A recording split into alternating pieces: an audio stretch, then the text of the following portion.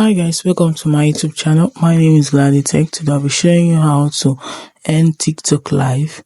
Before then, please do not forget to like, subscribe, share and leave a comment at the comment section. For you to end TikTok live, this is what you have to do. Tap on your TikTok, tap on the plus icon at the home page of your TikTok, tap on live below the camera, tap on live. Okay.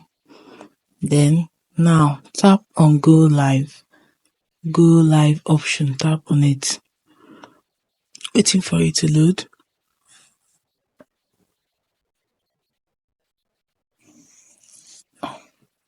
Okay, now I'm live on TikTok. For me to end it now, what I have to do is at the up right corner of my screen, you'll see a circle shape there. Tap on it, end now, tap on end now, tap on end now.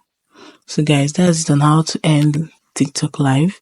If this video was helpful, please do well to like, subscribe, share and don't forget to leave a comment at the comment section.